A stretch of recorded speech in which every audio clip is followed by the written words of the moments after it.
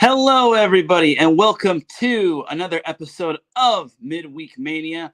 I am one of your hosts, Teran Rodriguez, here on this beautiful Wednesday evening, Wednesday afternoon, wherever you are listening from. Either way, you've made your way into episode 6 of Midweek Mania, and we've got ourselves a barn burner of a matchup right here. It's going to be a Super Bowl rematch between the Philadelphia Eagles and the Kansas City Chiefs, where last year the Eagles were able to take down the Chiefs in said Super Bowl. So it's going to be a fun matchup right here. It's going to be a fun face-off. We actually have a little bit of a plot twist right here, but before we get on into our little face-off, we actually need to give a little bit of a quick word to our sponsors. Well, first and foremost, all this would not be possible without IE Sports Radio providing the platform to go live on YouTube and on X. Please do follow IE Sports Radio on several different social media platforms such as X, Instagram, TikTok, and Facebook. Also, make sure to subscribe to us on YouTube. We would greatly appreciate it. We're trying to reach 500 subscribers, and with your help, we could definitely make it happen. So thank you to everyone for all of your support these past 11 years and for making IE Sports Radio your direct feed for all that sports. Now, before we get on into our face-off, we need to give word to our sponsors, Planet Jerky, Premium Brisket Beef Jerky, and Vital Apparel. So without any further delay, let's get on into what those sponsors are all about. I'll see you on the other side.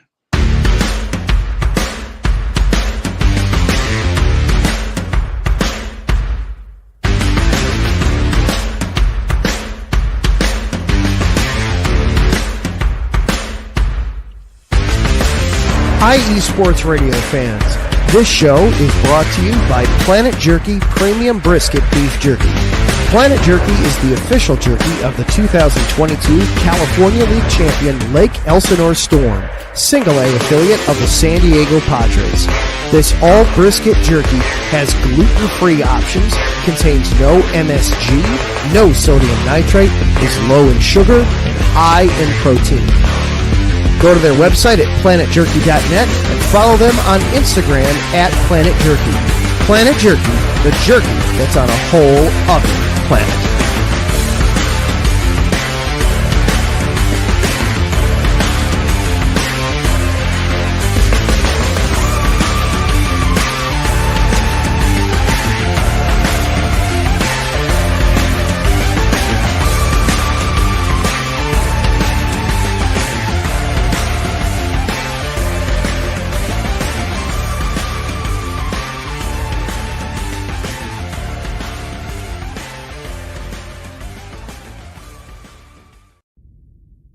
Rise and shine.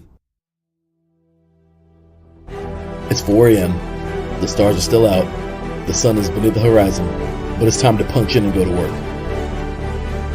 The comfort of your warm-ups turns into the grinding out of your reps as the clinking and the clanking of the plates create a symphony of euphoria. There's no other feeling like it. Earn it, burn it, and take what's yours. IE Sports Radio has proudly partnered with Vital Apparel, a brand that not only fits great, but also promotes and donates to mental health research. Use our code IESR to get 15% off their comfortable and inspiring gym wear and help them on their amazing journey to support mental health. Go hard, take part in your iron therapy, and be strong. Because when your mental health is as strong as you are, there's no telling how far you'll go.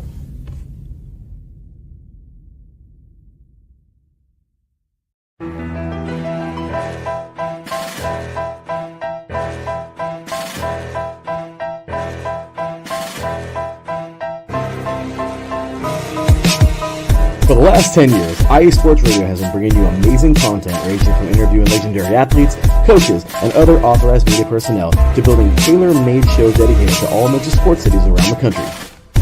Make sure to follow us at IE Sports Radio on X, Instagram, Facebook, TikTok, and YouTube to keep up with the latest in sports and with all of our shows. Also, make sure to check out our daily updated website at iesportsradio.com. At iesportsradio.com, you can see our daily show schedule and check out all of our show pages with personal bios to learn a little bit more about each of our awesome hosts. In addition to our show pages, you can catch the IE Sports Radio blog, Hall of Fame, Fans of the Month page, and our merchandise shop including t-shirts, tank tops, caps, long sleeves, hoodies, and more. For now over a decade here at IE Sports Radio, we've continued to be by the fans, for the fans, and we thank you all for your support and for making IE Sports Radio your direct feed for all that is sports.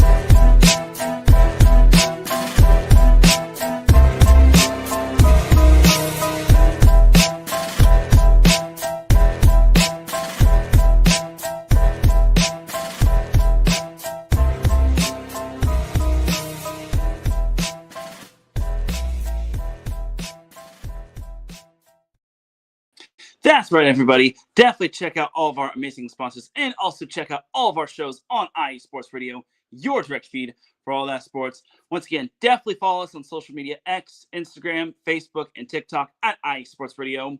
You could also follow me personally on my X account as well at Teran Rodriguez 1. So without any further delay, let's bring in my co-host and the combatants for our little face-off. So we actually had a little bit of a brief change, unfortunately, as sadly we unfortunately had to flip the script when it comes to this, but we actually we made it work somehow, and we're gonna definitely make it work somehow, some way. Anyway, so bringing in the representative for the Philadelphia Eagles, he's actually gonna be my co-host. He's actually my co-host of this show. You know him, you love him. He's definitely one to not shy away from face-offs. He is the one, the only, representing the reigning Super Bowl champion Philadelphia Eagles, B. Mad Dog. How you doing, Brian?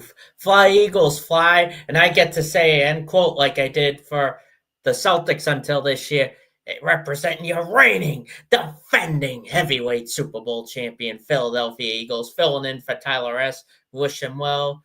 Couldn't make it tonight. I don't want to disclose it on the air, but I'll do the best I can. He left a good impression, some notes. Hopefully I can add some things to make a strong debate for our guest coming up, who is a pretty memorable guest. If you've watched some This Is KC when we had our regional shows, he did a really good job. So looking forward to having him back on screen in IE Sports Radio. So let's do this. Oh, yeah. Not a problem at all, and thank you for filling in, Brian. We had to make it work somehow, because it can't just always be me doing the face-offs, but I digress. Exactly. But anyway, representing for those Kansas City Chiefs is our Kansas City insider. He is not someone you would appear to be. He is a huge avid fan of Kansas City sports, of all things Kansas City. He's also a fan of wrestling as well. He is a well-renowned member of IE Sports Radio. Once again, our Kansas City insider, representing the home team, the Kansas City Chiefs, Brandon, the franchise Buck. How you doing, Brandon? What's up, y'all? What's going on, IE Sports Radio? It's the franchise, the greatest of all time, the best in the world, but more importantly, the owner of the world and one half of your insider. This is KC Sports right here on IE Sports Radio. What's going on, guys?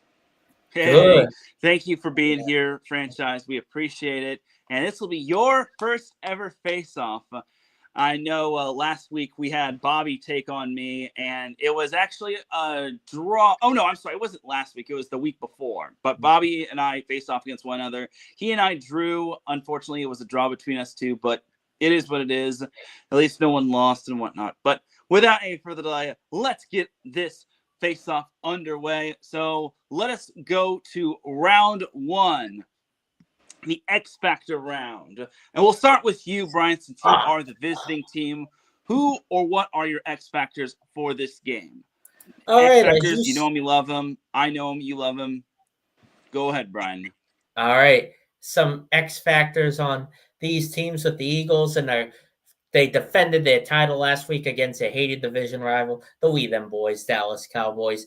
As we saw last week, the biggest X factor on defense is Jalen Carter. Hopefully he keeps his head on straight and he gets a lot more than one snap this time around, as his pressure constantly requires a double team, which will free up a lot of movement in both the first and second levels on the field, especially if they want to contain Patrick Mahomes. This is going to be huge, especially when their number one guy isn't going to be on the field for them and Xavier Worthy. But on offense, I think we saw last week, and we've seen this the entire tenure, that when nothing is working, Hurts has to make it work, kind of like how I have to make it work, filling in the place for the defending champs. All you got to do is push a little. As you know, picking a QB, how original. But last week when Saquon got stuffed, it was Hurts who made the plays to put that game away. He's the one guy I trust no matter what the situation is, not to fold under pressure, minus Josh Allen, as we saw this Sunday night in what was a classic. Even though the other game had a delay, he knows how to not fold under pressure so far. Same as the guy going against him, Patrick Mahomes.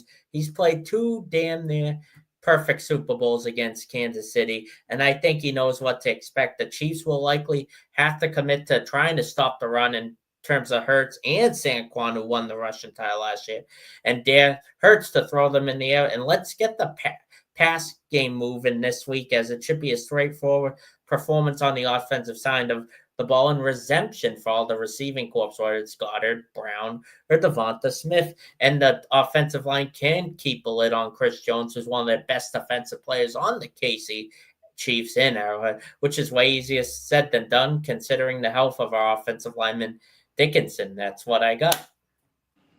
Awesome. And hopefully A.J. Brown fantasy football owners will be a little less hesitant to start A.J. Brown, as last week was just a dud week for A.J. Brown. You know, it was a dud week when Quentin Johnston, a man who pretty much drops the ball more often than not, has a bigger week than A.J. Brown. But I digress in that regard. So now let's go to you, Brandon. Who are your X factors for this opening, for this up-and-coming game? And let us hear it. You know, when it's all said and done, there's no surprise in this. First and foremost, you got Patrick Mahomes, right? He's coming off of a pretty decent MVP game, if you will, in Brazil. Despite the fact that we lost against the Chargers, that's fine and dandy. But, you know, the fact of the matter is this. You know, he's hit 246 touchdowns so far. He's basically hitting record pace. Let's go on by. He's going to surpass, there's no ifs, ands, or buts about it. He's going to surpass Dan Marino this next coming game against the Philadelphia Eagles. That's a big time deal. He's just moving up the ladder as the time goes on by. Then, of course, you got Travis Kelce with Rashee Rice and Xavier Worthy out of gameplay. The only other alternate I would have to say would be Hollywood Brown, who's still trying to find his factor into the entire momentum and the headspace, if you will, with Andy Reid's coaching with the Kansas City Chiefs. So Travis Kelce, main focus with Worthy and Rice off the field is definitely going to be Travis. What can he do? What kind of shifting can he do as the 13-year vet? Patrick, other than, I mean, let's talk about last game really, really quick to solidify what's going on for this next game. You know, 6 completions, maybe 134, 135 yards. Yeah, he had 1 touchdown, but I mean, you know, the fact of the matter is 3 big time throws. 1 ridiculously crazy, stupid, you could only see it on Madden on expert level throw. That was insane. I mean, the dude is under duress. He still continues to play the game. Those are my 2 X factors. No surprise here. I expect I expect the vets to definitely shift the mentality for those who might be a little bit shaken in their boots about what's going to happen next because they feel like their momentum is down. That's not the case. Philadelphia is coming into Arrowhead. Everybody knows the environment that Arrowhead brings, especially with a rival such as the Philadelphia Eagles, especially after us losing to the Super Bowl last season. Anything's possible, but I'm expecting those 2 to definitely shift the field.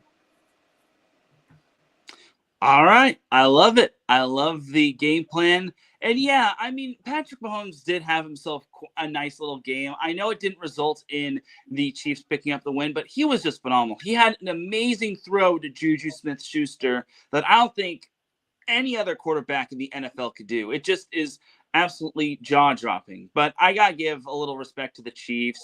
I mean, me as a Chargers fan, I'm not going to gloat about this too much, but I respect what the Chiefs do and all, especially with how dominant they've been. But I digress. Now let's move on to round 2, the fire round. So we'll start with the home team this time. Franchise, what do you feel your team, the Chiefs or Eagles, can take advantage of on the other team to go in your team's benefit? It would have to be momentum. It would have to be momentum. You know, I mean, again, we're starting out with a losing record so far. Again, it's not a big deal. It's the first game of the season. No big deal. I take it as the first game in preseason.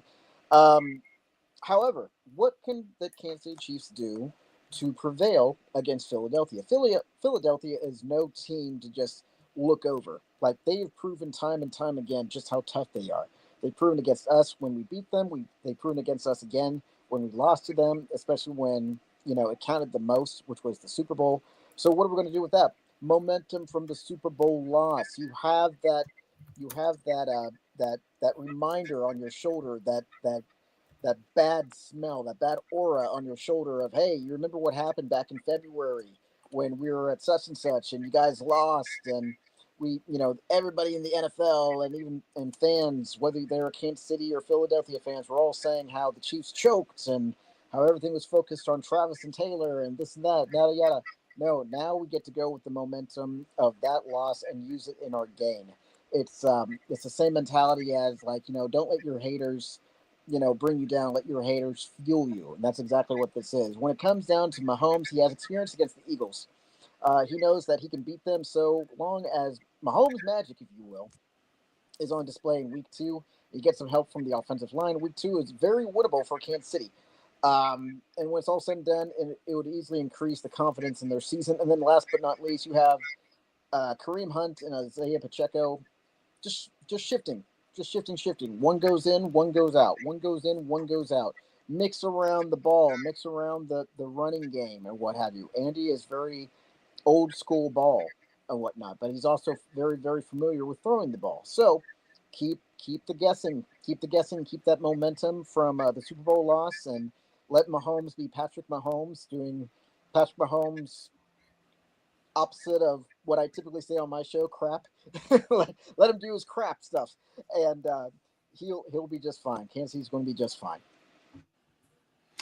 All right. I love to hear it. That's a great little game plan right there, and that is fine by me. So now what about you, Brian? What do you feel your team can take advantage of when it comes to the other team to go in your favor? So to go in their favor, one piece that the Eagles are going to be missing against the Chiefs, he's actually on my primary team. I cover the Patriots. Milton Williams had 2 sacks against Patrick Mahomes in that Super Bowl last year, as it could be a plus for the Eagles, but a minus for us. But they got to pressure him and force a bad pass, like to Cooper J. John, who did a pick 6 last year in the Super Bowl. But best of luck to Xavier Worthy as he recovers from that collision with Travis Kelce. I hate to see that happen to someone who was really good off his first year. And best of luck to Ricochet Rice figuring out how to act like an adult. But I can't deny that following a week where the Eagles secondary looked awful a bit against a pretty good wide receiver duo of CeeDee Lamb and George Pickens, who Liam had over 7 catches. He had a lot of big drops, which helped the Eagles win last week in the opening kickoff, especially a crucial fourth quarter one that Dak threw a nice pass in it. But I don't know if they'll have that luck in Arrowhead with the Swifties on their side and Hollywood Brown if he emerges for them. And Juju Smith-Schuster had a nice catch in Brazil last week. But Mahomes is being asked once again to keep doing more with less, so I don't see much of a reason to go from the game plan that worked so well in last year's Super Bowl and almost did 3 Super Bowls prior.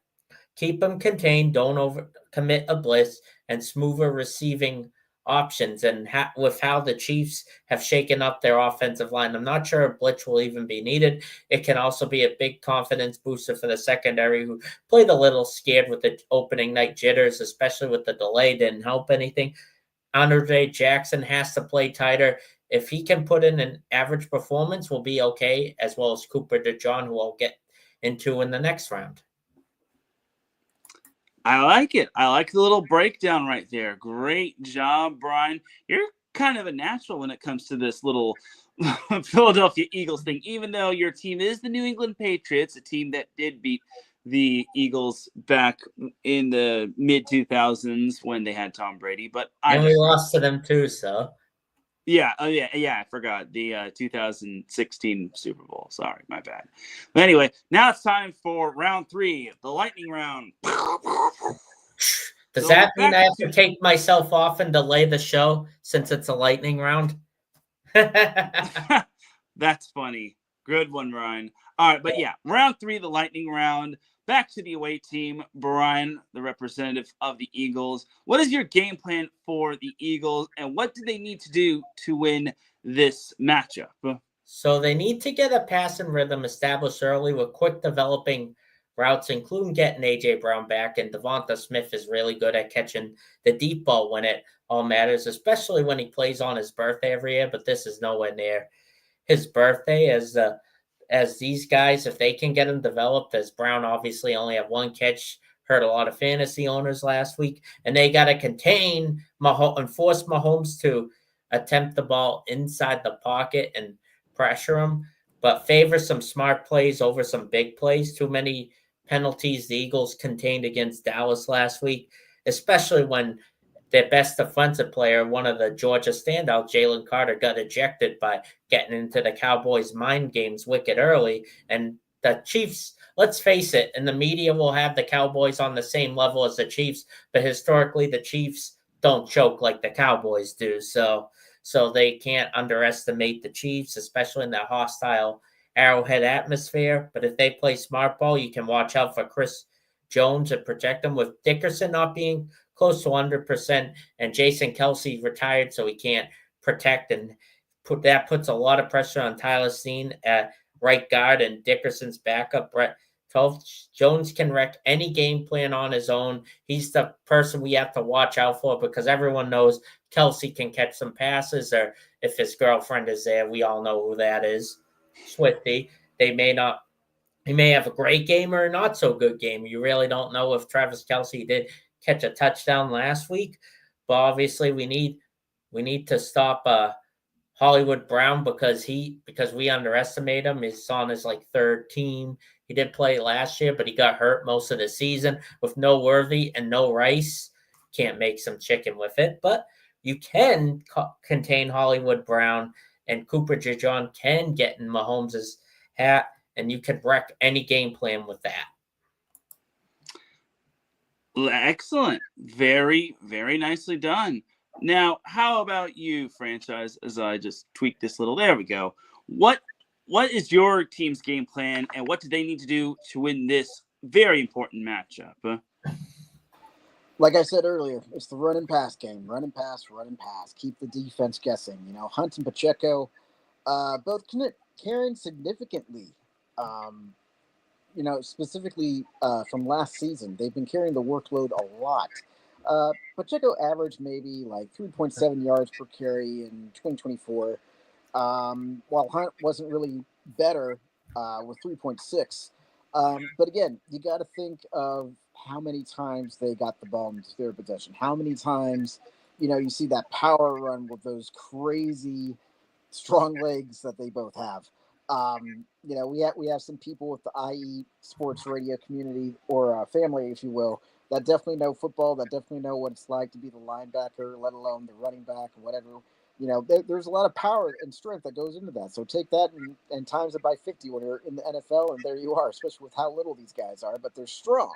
They're crazy strong. So I think that's going to be a benefiting factor when it comes to the running game. Against the Eagles defense that showed improved run stopping, I guess, last week against Dallas. Both backs will need to prove that they can create something out of nothing. Just like what he said, you got to make chicken salad out of chicken, what. Hollywood Brown, hauled in 10 catches for 99 yards on 16 targets for week 1. So, I mean, again, other than Travis, you got Hollywood Brown, and then on side of that, you have Kareem and Isaiah. But with those 4, and then of course Patrick Mahomes leading the team around. Again, it's just the back and forth. It's just, you can't constantly just be throwing the ball and then just accept something miraculous to happen by handing it off to Isaiah or Kareem and then them getting 50 yards. That's just not going to happen. You have to mix it up. You have to keep the defense guessing. That's just the game of ball, period. And especially with a team against Philadelphia, I mean, when the going gets tough, the tough get going. So that's where it's going to show. But I honestly think the passing game and the running game keep the defense guessing. That's going to be the deciding factor. Excellent. Very good. And I love the whole when the going get tough, the tough get going. And that is definitely true. And tough times are temporary. Tough people last forever. So now we go on into round 4, the potpourri round, or as Brian properly calls it, the insider exclusive round, which I think that's a better ring to it, but I digress. So back to the home team, we go with franchise. Here's your insider exclusive question. Is Xavier Worthy's injury going to affect the game plan for the Chiefs, or is it just next man up, or talk to us, franchise? So, for those who have been paying attention to the Chiefs, you can't get any worse than before 2015. You just can't. Between coaching, between ownership, or with GMs and what have you, between players and this and that, whatnot, everything up until the Andy Reid era was absolutely just a nightmare.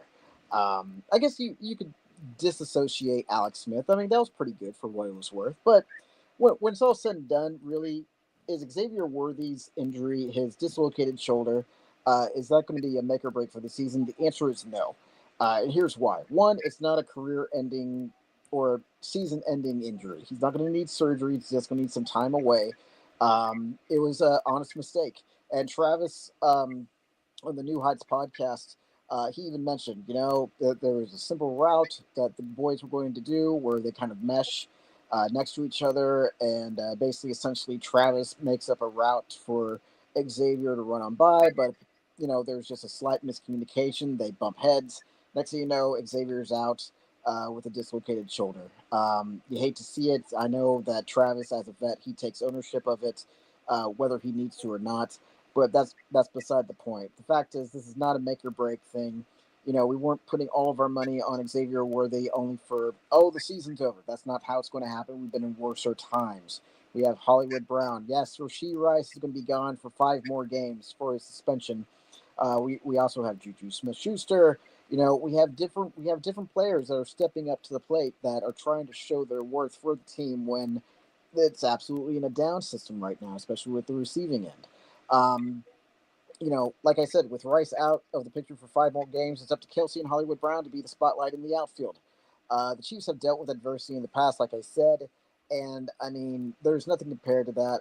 Once they find a happy medium, they'll be fine, honestly, and it'll just be about the game plans per teams that they have to worry about, not so much one specific player. So no, my answer is no. Xavier Worthy, yes, it's very hard to see.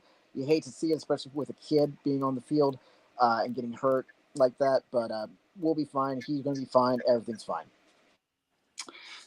All right, I like it, and that's a very good point. And yeah, we obviously have to have that next man up opportunity, no matter what the team is. So now let's jump to your exclusive insider question, Brian.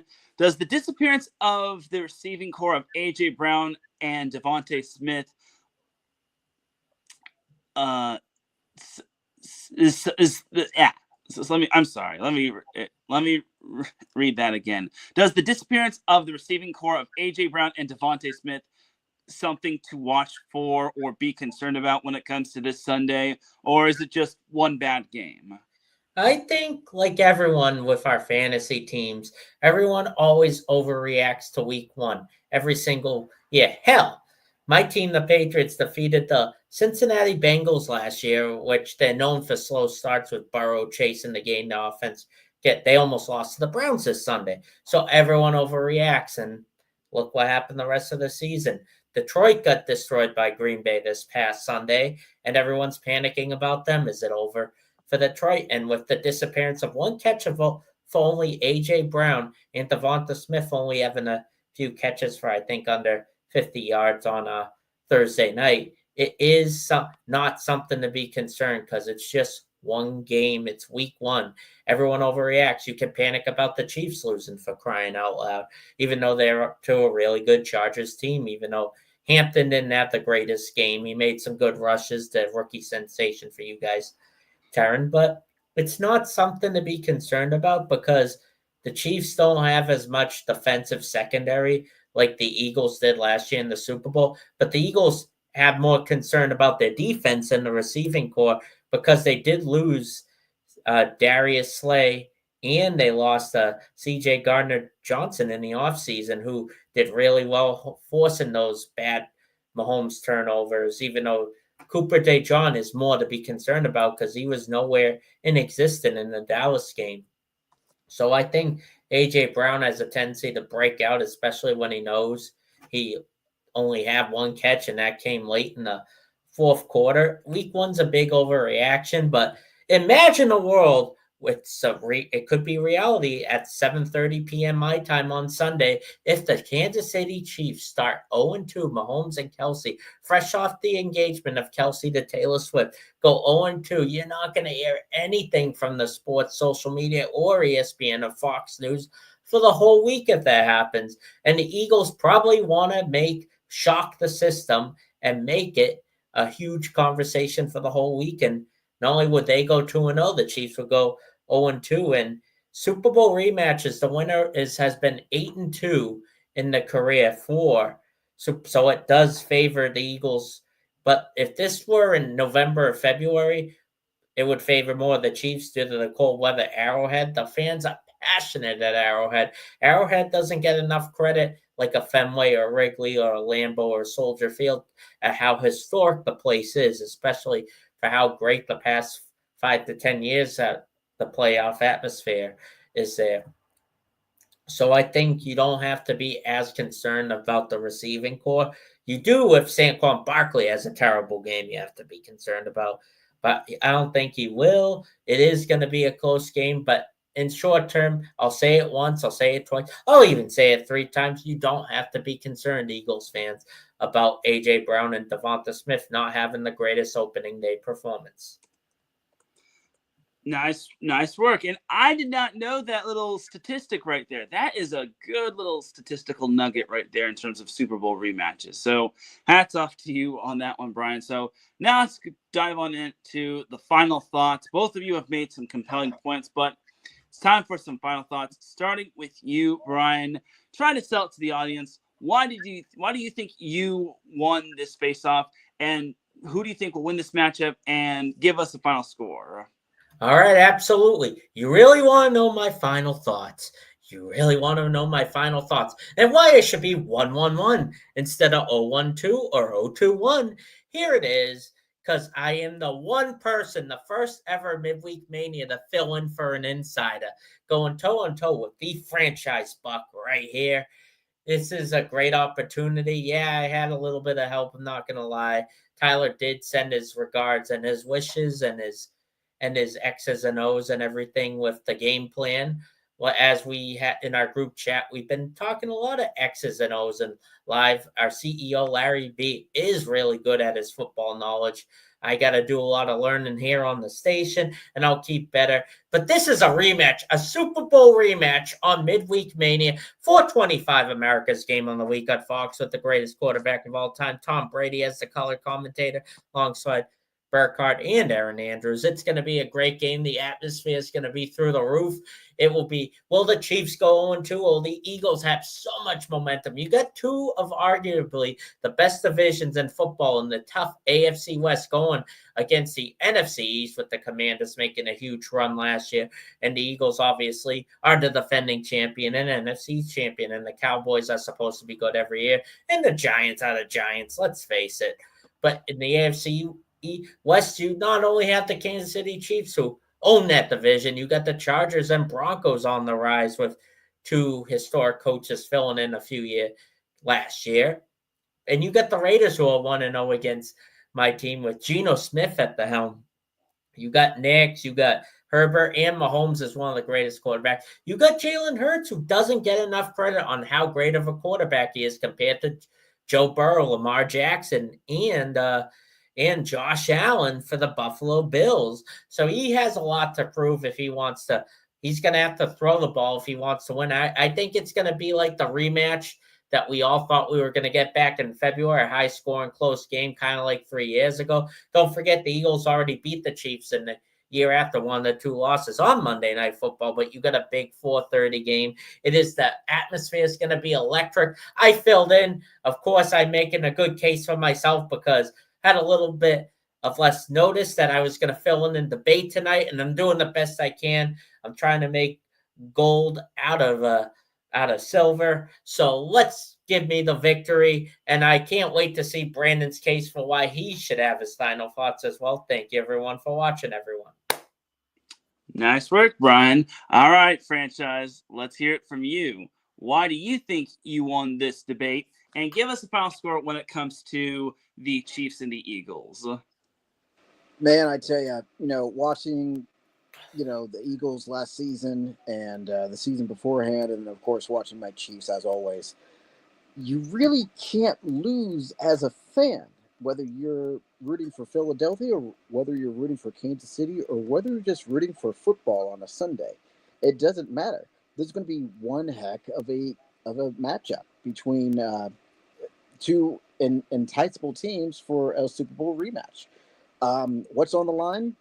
Respect, cred, bragging rights, all that jazz. Is there a trophy involved? No, but it gets a little bit deeper than that. The Chiefs-Eagles game will be one for the market and the majority to watch and enjoy. Honestly, the Chiefs have dealt with game-changing scenarios at Arrowhead, between last second plays, to a shift in the atmosphere due to the fans in attendance. Et cetera, et cetera. The game will not be any different. Diehard fans remember the heartbreaking Super Bowl loss. Everybody's going to remind the Kansas City fans in Chiefs Kingdom about the Super Bowl loss and how Patrick Mahomes is wasted and blah, blah, blah, and Travis needs to retire and get married to Taylor and ride off into the sunset. We've all heard it. We've been there, done that, written a book about it, written several books about it. But we'll use that as fuel to break the sound barrier for the Chiefs and distract the Eagles, so to speak. I have high hopes that the Chiefs will answer in retaliation like Foreman will prevail by a touchdown and a field goal score of a game ender. Why is this going to be the end all be all? Why should everybody watch this game? Because it's going to be fun. It's going to be hard hitting. It's going to be back and forth. It's not going to be one-sided. It's going to be back and forth. These teams are here to win. It is an Arrowhead. It is in a very adversity-like environment. And anybody who's been there publicly or personally I can tell you, it is noisy as all done get out. I have been on that field when there's thousands of fans in attendance, and it is nothing like a football atmosphere of any football atmosphere I've ever been in. This is going to be one for the books, and this is going to be enjoyable for all fans alike, whether you're from Philadelphia, whether you're from Kansas City, whether you're from the SoCal state. It doesn't matter. It's going to be fun, and everybody's going to enjoy it. But, of course, biasly, Chiefs are going to win. Touchdown and a field goal. I like it. Good stuff, franchise. Very good for your first time here. So let's give it a couple more minutes before we announce a winner when it comes to this debate. But any other thoughts between you two? Franchise, definitely give your plugs when it comes to this while the fans hopefully give us a winner. Well, I myself and my partner in crime, old Bobby, we try and update everybody on the Kansas City side, both on the Kansas side and on the Missouri side. For This is KC Sports, you can find us on our Twitter, as always. For those that might be new to the broadcast or whatever the case may be, our Twitter handle is IESR_Kansas City. Myself and Bobby are one halves, if you will. I'm one half, he's one half of This is KC Sports. We try to keep everybody up to date with what's going on the Kansas side and Missouri side. And it's been a minute since I've been on the air, but I really appreciate my time right here for Midweek Mania. And go Chiefs. Thank you, franchise. We definitely appreciate you jumping on board, and we love having a little bit of variety and not just one person. So without any further delay, let us announce the winner of this face-off. Can we get a drum roll, please?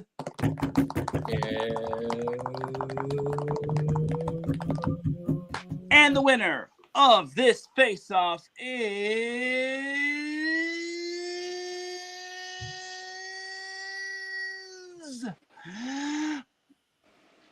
a draw. Unfortunately, it is a draw for this week. I got Tom Brady's number 01 and 2. Unfortunately, it was a draw, but you both have a lot to be proud of when it comes to this face-off. You both did great. You both had compelling points. I'm glad I wasn't judging this just because I don't know if I would have been able to pick a clear-cut winner, but you both were fantastic. You both represented your teams well, even though Brian was kind of filling in, but I digress. You both were great tonight. So thank you once again for having this face-off with one another. Any more final thoughts and reactions regarding this face-off before we send you off? Yeah. So my second draw, it's unbelievable. So this should mean every time that we've had draws here, the home team has won. So that should be good news for you, Brandon. So we'll have 2 different streaks. Hey, you never know, man. You never know. This could go either way. But if that's the case, if that's been the ongoing trend, then I'll accept. And that was the case last 2 weeks ago when Bobby and I faced off against one another. We had a draw, and technically the Chargers were the home team, so technically the Chargers did win. So, and our inaugural episode, me versus you, Red Sox Dodgers. Red Sox were the home team and won the series. So there you go. All right, That's but awesome. that is that for that face-off. Franchise, you are totally good to dip if you need to. Brian and I will be getting you all ready for next week. It's going to be a big one, but thank you once again, Franchise. Have a great night, and we'll hopefully see you back for another face-off. Sounds great, guys. Thank you very much for inviting me. I appreciate it. of course. Thank you. Franchise. Thanks, Franchise. All right. And there you have it. That is another face-off in the books. Thank you to Franchise for representing the Chiefs. And thank you to my co-host, Brian, for representing the EAGLES Eagles. And ironically, I'm an insider for the BC Eagles. So, but still, there you go. Our team's a lot better. So, I'm a Boston guy. Philly, a lot of people, they are a passionate sports market. Hopefully I did all right. I'm not the most passionate fan of the Eagles, obviously, because I'm a Patriots fan. So, but I respect their running game and everything, and the tush push is so unique and innovative. So next week we're gonna have our little bit of it could be a single, it could be a double. We're gonna supersize it, do a surprise open challenge with our insiders. One of the matchups is an NFC South matchup with James Helens, who is rising as our new Atlanta insider. And you got a Neil for the KC insider. I mean Neil for the Carolina. Insider. Carolina. I'm thinking of NC or SC. He does it all. He does a lot of the colleges. He's a big Panthers fan. So we want to give other matchups a chance too, not just do the same teams all the time. So exactly. And we'll have an open challenge. You never know what other matchup might occur.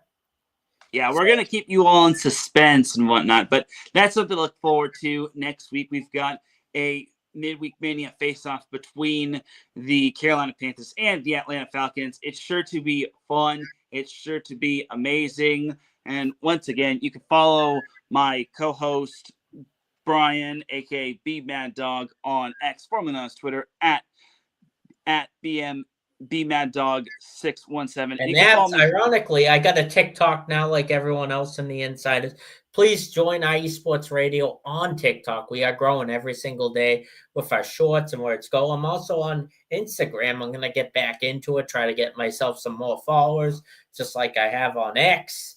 So you can also follow Teran, his volleyball, and 3 and Out, the flagship single sports show on IE Sports Radio. Your direct feed, follow the sports with our CEO, Larry B., who's all happy with his Raiders defeating my Patriots, rubbing it in. But, boy, spoiler, if the Patriots defeat the Dolphins or lose, I am not going to hear the end of it from our Dolphins insider, Josh Ritter. Oh, my God. He said my teams are cursed, not going to win anything till 2055. But if we can beat him, I can be very happy.